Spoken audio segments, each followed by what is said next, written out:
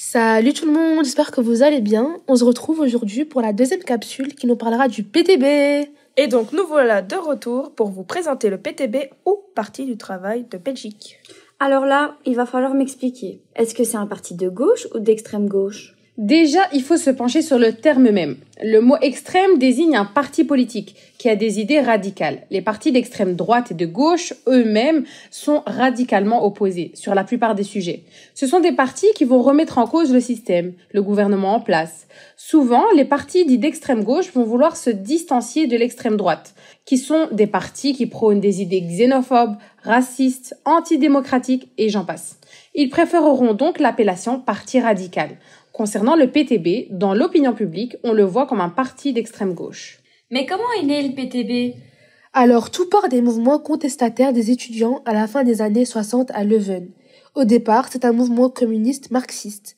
Le parti est né de la fusion des luttes étudiantes et ouvrières des années 70. D'ailleurs, le premier président du parti, Ludo Martens, était aussi un des leaders du mouvement étudiant de mai 68. Au fil du temps, le parti a abandonné certaines positions plus radicales pour se rapprocher des citoyens. C'est seulement à partir de 2014 que le PTB est représenté au Parlement fédéral. Concernant leur programme, qu'a prévu le PTB au sujet des jeunes ? En fait, ils souhaitent instaurer un pass culture jeune où chaque jeune recevrait 100 € par an pour des activités culturelles. Ils veulent limiter le prix des festivals, ouvrir les salles de sport le soir et les week-ends. Ils veulent ainsi créer un fonds public pour les youtubeurs, tiktokers et autres créateurs de contenu. Ils veulent augmenter le salaire minimum à 17 € brut de l'heure, augmenter l'offre de codes publics, mettre le Wi-Fi gratuitement dans l'espace public, faciliter le droit aux allocations de chômage pour les jeunes travailleurs. De belles promesses en perspective. Et ce n'est pas fini. Ils prévoient de plafonner les loyers selon certains critères, construire plus de logements sociaux, augmenter le salaire des infirmiers pour rendre le métier plus attractif ou encore remettre la pension à 65 ans. Mais leur pierre angulaire reste toutefois la taxe des multimillionnaires, l'augmentation du pouvoir d'achat et la suppression des privilèges politiques, comme par exemple le fait de donner à un député le même statut social qu'un travailleur ordinaire.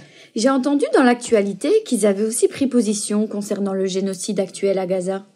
Oui, le PTB a souvent revendiqué un cessez-le-feu et la fin de l'occupation israélienne. Ils en ont même fait une pétition. Et comment il s'appelle le gars là sur TikTok qu'on voit souvent énervé au Parlement ? Ah oui, je vois, tu parles sûrement de Raoul Edebao. C'est le président du parti depuis 2022 et il siège au conseil communal de Liège. On voit souvent aussi Sophie Merckx, qui est la chef du groupe PTB à la Chambre. Et pour en savoir plus sur le PTB, retrouvez le lien dans la description.